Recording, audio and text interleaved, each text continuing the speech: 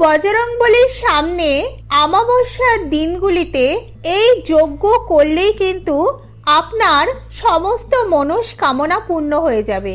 দৈনন্দিন জীবনে আমরা নানা রকম হতাশায় ভুগে থাকি। মানুষ মাত্রই কিছু না কিছু সমস্যায় ভুগে থাকেন। কোনো মানুষই সমস্যা ছাড়া কখনোই এগোতে পারেন না।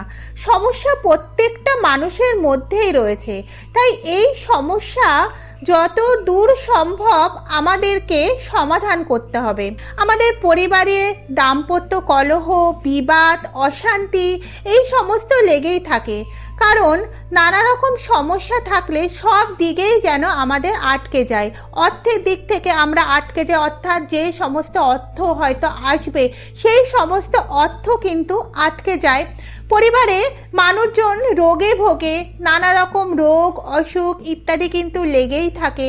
বা কেউ হয়তো ছেলে মেয়ের পড়াশোনা নিয়েও কিন্তু অনেকের চিন্তায় রয়েছেন।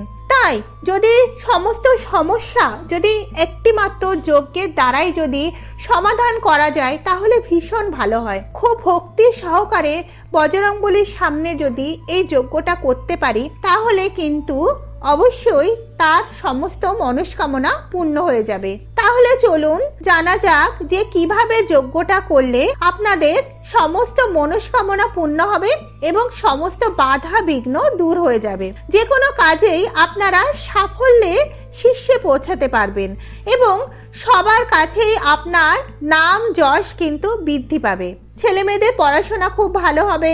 অভাব অনটনের যে সমস্ত সমস্যা রয়েছে সব কিছু কিন্তু দূর হয়ে যাবে। তাই জেনে নেওয়া যাক কিভাবে যজ্ঞটা করতে হবে। প্রত্যেক মঙ্গলবার বা শনিবার করে এই যজ্ঞটা অবশ্যই করতে হবে। খুব ভালো হয় অমাবস্যার দিনগুলিতে যদি এই যজ্ঞটা করা যায় তাহলে কিন্তু অধিক ফল লাভ হতে পারে। শনিবার, মঙ্গলবার বা অমাবস্যার দিনগুলিতে আপনি সূর্যোদয়ের আগে ঘুম থেকে উঠবেন এবং বাড়ির সমস্ত বাসি কাজ সেরে, বাড়িতে যেন কোনোভাবে কোনো জায়গায় যেন নোংরা না থাকে, বাড়ি ঘরদোর ভালো করে পরিষ্কার করে অবশ্যই ঠাকুর ঘরে যেতে হবে এবং সকাল 8টা বা সকাল 10টার মধ্যে পূজা সম্পূর্ণ করতে হবে। সকাল 10টার মধ্যে যদি আপনি বজরংবলীর পূজা করে নেন তাহলে দেখবেন আপনার মানসিক দিক থেকেও আপনি অনেক প্রশান্তি লাভ করবেন। এবং সেই দিনই সন্ধ্যেবেলায় কিন্তু এই যজ্ঞটি করতে হবে। সন্ধ্যেবেলায় সবার কাছেই তো ধুনুচি থাকে।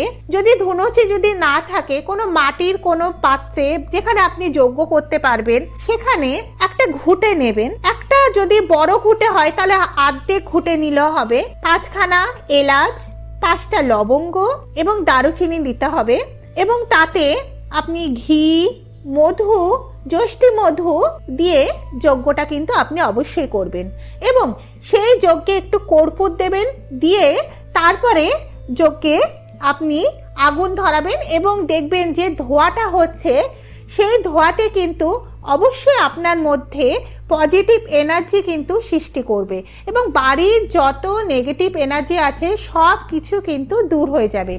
অবশ্যই সেই যজ্ঞে আপনি সেদিন বজরংবলীকে অবশ্যই পায়েস করে খাওয়ালে ভীষণ ভালো হয়। কারণ যজ্ঞে যদি আপনি একটু বজরংবলীর সামনে আপনি যে পায়েস ভোগ নিবেদন করেছেন সেই পায়েস ভোগটি যদি যজ্ঞে আহুতি দেন তাহলে কিন্তু আপনার সমস্ত মনস্কামনা পূর্ণ হয়ে যাবে এবং সেই আহুতিটা অবশ্যই বজরংবলীর নামে 3বার দেবেন। 3বার যখনই আহুতি দেবেন তখনই বজরংবলীর নামও স্মরণ করবেন এবং আপনার যে সমস্ত দুঃখ কষ্ট রয়েছে বা বাধা বিঘ্ন রয়েছে সমস্ত দুঃখের কথা কিন্তু জানাতে হবে। অবশ্যই আহুতি দেবেন এবং সেই যজ্ঞের ধোঁয়াটা বাড়ির চারদিকে কিন্তু ছড়িয়ে দিতে হবে। এই ধোঁয়া যদি বাড়ির চারিদিকে ছড়ানো যায় তাহলে কিন্তু আপনার বাড়ির যত নেগেটিভ এনার্জি আছে সব কিছু দূর হয়ে গিয়ে আপনার বাড়িতে পজিটিভ এনার্জি কিন্তু সঞ্চারিত হবে। আমাদের প্রত্যেকের বাড়িতেই কিছু না কিছু দোষ থাকে যেটা আমরা বুঝতে পারি না। অনেক সময় দেখা যায় বাড়িতে কিন্তু পিতৃ দোষ এই ধরনের দোষ কিন্তু থাকে, কিন্তু আমরা কিন্তু গুণাক্ষরেও বুঝতে পারি না যে বাড়িতে পিতৃ দোষ লেগেছে, যার প্রভাবে কিন্তু আমাদের বাড়ি ছাড়খাড় হয়ে যায়। আমাদের অজান্তেই কিন্তু নানা রকম বাধা বিঘ্ন কিন্তু বাড়িতে এসে পড়ে। তাই যতটা সম্ভব তাড়াতাড়ি চেষ্টা করতে হবে এই পিতৃ দোষ এড়ানোর। এছাড়াও অনেকের বাড়িতে বাস্তু দোষ লেগে থাকে। তাছাড়াও নানাভাবে আমরা কোনো মানুষের হয়তো নজরে চলে আসলাম, তাহলেও কিন্তু আমাদের জীবনে নানা রকম সমস্যার সৃষ্টি হয়। কারণ মানুষের নজর কিন্তু কখনোই ভালো হয় না। কোনো মানুষ যদি খারাপভাবে আপনাকে নজর দিয়ে দেয়, অর্থাৎ আপনার জীবনে হয়তো কোনোভাবে উন্নতি হচ্ছে, কিন্তু সে হয়তো আপনার এই উন্নতিকে একদমই দেখতে পাচ্ছে না, তখন কিন্তু আপনার জীবনে কিন্তু তার নজর চলে আসবে। সেই নজরের প্রভাবে কিন্তু আপনার জীবন ছারখার হয়ে যাবে। আপনি যে দিকে উন্নতি করছেন সেই দিকে একদমই অবনতির দিকে এসে পড়বে। আপনার নানা রকম দাম্পত্য কলহ, সংসারে অশান্তি নানাভাবে লেগেই থাকবে। আপনি কিন্তু বুঝতেও পারবেন না কী কারণে এই ঘটনা হচ্ছে।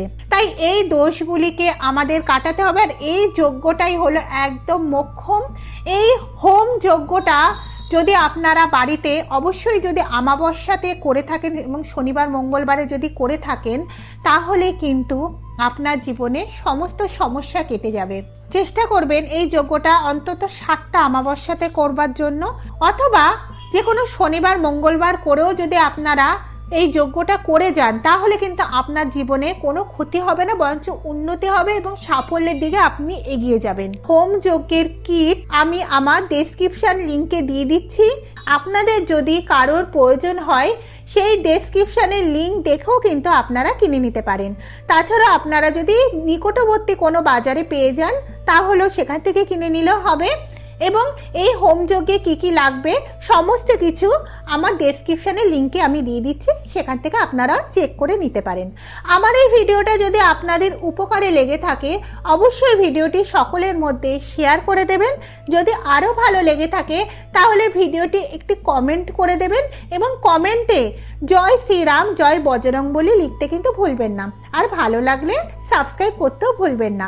জয় শ্রীরাম জয় বজরংবলীর জয়।